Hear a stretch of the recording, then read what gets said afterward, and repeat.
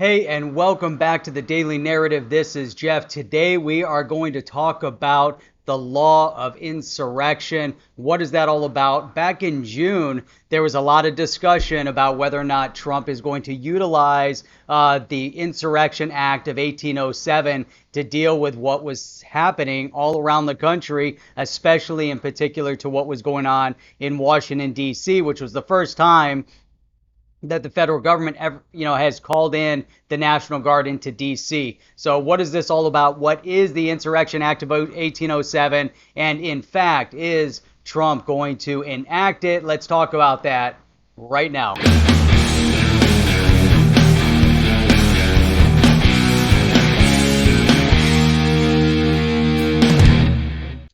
All right, welcome back. So we are going to get into this. And now this is really interesting. So, you could look it up. I dug into it. You can go to Wikipedia. You can go to Google, type in Insurrection Act of 1807. You too can find out all the information that you want to find out about it. Now, first and foremost, I think it's important that we understand how many times has this act been used over the years. It's been used a lot since it was introduced back in 1807. The latest that we saw it used were during many of the times there were riots. In fact, it was actually used not that long ago when there was the need to call up the National Guard to help with hurricanes.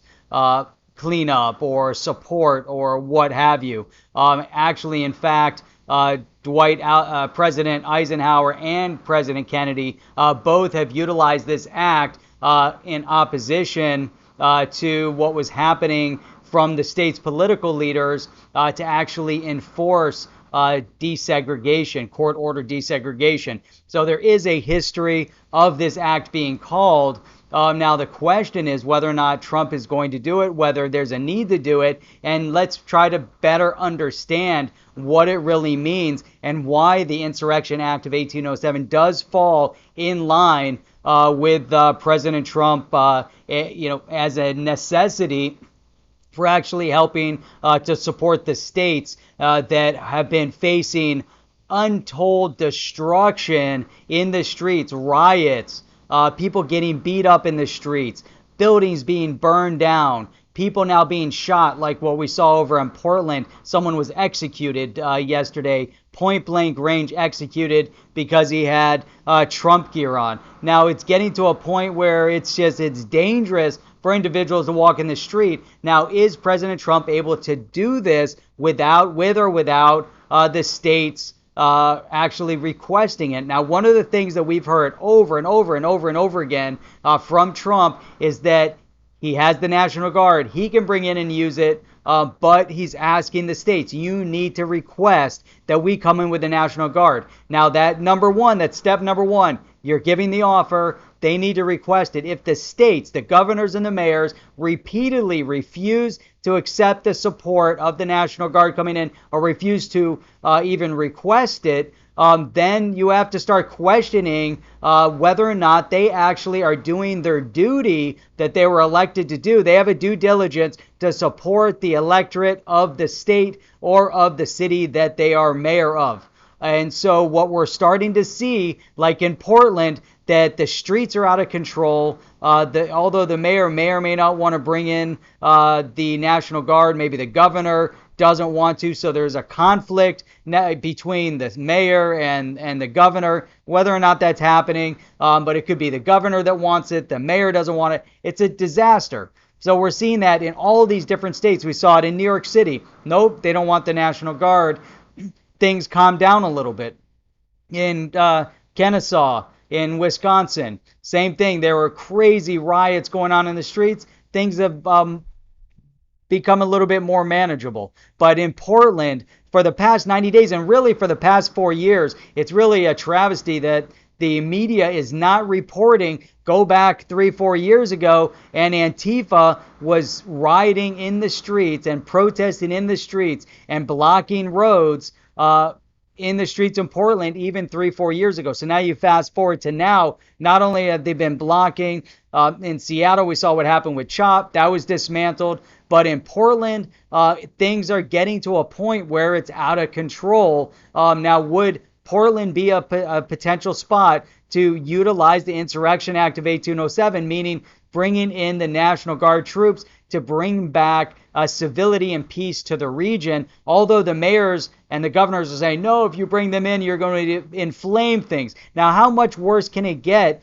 than individuals shooting people in the streets, burning things down, beating people up, or like in D.C., which is even the biggest travesty, where you see that it's completely out of control from the hands of the mayor of D.C., where individuals are screaming and yelling at people in restaurants. So it's no longer safe for the citizen, for the law-abiding citizen. It's no longer safe in the streets for them, because you might be assaulted, there might be a battery, you might be yelled at in a restaurant, which is still an assault, especially if there's a large group of people and you fear imminent bodily harm.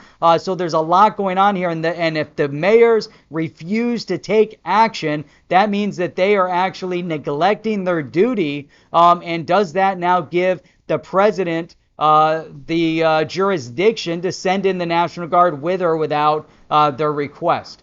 Now, if we look at the Insurrection Act of 1807, we can look straight. You can look up the law. You can read it. You can see how many times it's been amended. It's been amended a number of times. The latest was in 2016. Then before that was in 2006, 2007. Some things pass, some things don't pass. But number one, so if you look at the Insurrection Act, what does it do? And I'm going to quote this. I'm going to read it right out of Wikipedia. So you can look it up on Wikipedia very easily.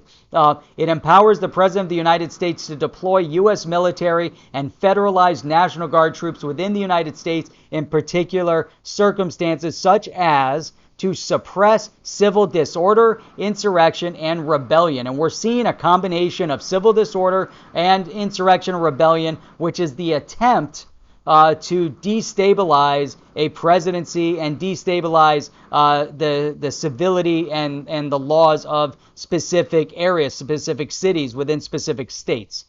Now, so before a president can actually invoke the powers of this act, again, I'm going to quote, it requires the president to first publish a proclamation ordering that the insurgents disperse. So now, first and foremost, the president has asked the state and the city, if you need it, if you can't control it anymore, if there's a need, we're going to send in the National Guard. Now, here, the presidency can come out and say, look, this violence is out of control. You have an opportunity to stop the violence, and we're going to disperse it. Or you're going to disperse, and that's going to be an end to it.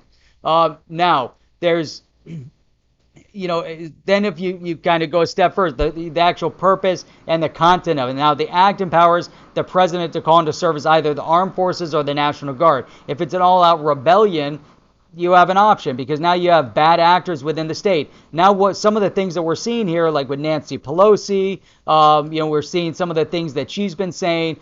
We've seen Maxine Waters saying get in people's faces and make them uncomfortable. So in both of these scenarios, Maxine Waters and Nancy Pelosi, who's basically declaring Republicans as an enemy of the state, they're both basically saying you need to do what you're doing, get in the face and attack these individuals because they're the enemies of the state. They're playing a very, very dangerous game, which is in direct opposition and direct support of a rebellion or insurgency in order to topple a legitimate president of the United States. So they're treading very, very dangerous ground, and I'm shocked that we haven't seen anything come out of Congress or out of any other organization that's saying, you know what, you cannot say these types of things because you're invoking violence. By your rhetoric, you're invoking direct violence. Now, under this act that the president can either call the armed force or the National Guard, number one, when requested by the state's legislature. So if the state calls them in, let's say it's a hurricane, or let's say the governor of Oregon or the mayor decide that they want to call them in, then they can come in. Now, so it's requested by the state's legislature or governor if the legislature cannot be convened to address an insurrection against the state. So we're already seeing an insurrection against the state, especially an insurrection against specific cities, as they burn down property and destroy private property. They cannot do this. You cannot burn buildings down. You cannot lock police in a police station and try to light it on fire. It doesn't work that way. So they have to take responsibility and do what they're supposed to do. If they don't do it, now we need to look at other options. Now, another one is to address an insurrection in any state which makes it impracticable to enforce the law. So here's another scenario that you look at any of these states, whether it was in Washington or Oregon or Minnesota or New York or D.C., can they enforce the law? Now, when you have riots in the street and there's looting, it's very difficult to enforce the law when there's that many people that are doing it. Now, what we just saw happening in D.C., they did not enforce the law. The mayor was actually a negligent act on her part in D.C. to not have appropriate protection, security enforced when the attendees of the Republican convention left. And what happened? You saw Rand Paul being directly threatened, both he and his wife, and other groups of individuals. And we saw Brandon Strzok actually assaulted by a group of BLM. Now, if that's happening, now we're at a point where it seems that they're actually making a decision not to enforce the law. So it's not maybe that they can't, but they're deciding not to. So let's look at the third criteria here, which is to address an insurrection, domestic violence, unlawful combination, or conspiracy in any state which results in the deprivation of constitutionally secured rights and where the state is unable, fails, or refuses to protect said rights. So under this section, specifically, the president has the right to then send in either armed forces or National Guard to defend the citizens because their constitutionally secured rights are being tread upon. So with Rand Paul being attacked, his right of safety and security has been diminished and actually directly assaulted by this group. Individuals sitting in a restaurant in D.C. That can't do it peacefully, and they're being attacked and mobbed and assaulted. They no longer there's a direct deprivation of their constitutional secured rights to be there. And then even as you have these groups that are trying to shout down other organizations, or for the past years, where you've seen a direct threat to any conservative speaker, the left comes out, shouts them down, becomes very violent. So individual rights, their constitutional rights, have been destroyed. So now the president needs to send in the National Guard, especially in the case like Portland, especially a case like D.C., where the state is either unable, or they fail, or they refuse to protect those rights. So far we've seen a refusal by those states to protect the rights of the individuals. The states, the mayors, the cities have actually chosen a side and have decided based on their illogical, whatever their thought process is, that they would rather defend these rioters that are offending, that are threatening, and that are depriving others of their constitutional rights. These mayors and governors are supporting the criminal entity versus the law-abiding citizen. So in this case, they have refused to protect the rights, the constitutional rights of their electorate, of their citizens. So just based on that alone, the Insurrection Act of 1807 can be called and should be called by the president in these areas. The police can't do the job anymore because they're being handcuffed by the mayors, by the governors. They are now negligent in their duty. The mayors and governors and the city councils should also be held criminally responsible and tortiously responsible, civilly responsible for their actions or inactions that have caused either injury, bodily harm, or the harm and destruction of private property, or the death of individuals, which we've seen countless deaths occur directly due to the inaction of these mayors, of these governors. Had the mayors and governors taken direct action to stop the riots as they were occurring, all of these deaths would not have occurred. So it's mind-boggling. are there, things happening as we've seen unfold on camera where you see somebody that's resisting arrest has now been shot or killed? Yes, those things are happening. Does that on its face give all of these rioters the right to deprive other individuals their constitutional rights? Does it give those rioters, because someone was killed by the police, shouldn't we listen to all the facts before coming to a conclusion that you're going to run out and destroy property all over the country and threaten and deprive others of their constitutional rights to their life and their liberty, their happiness, their property, whatever it might be? The mayors are not doing their duty. They're neglecting their duties. The governors are not doing their duty. They're neglecting their duties.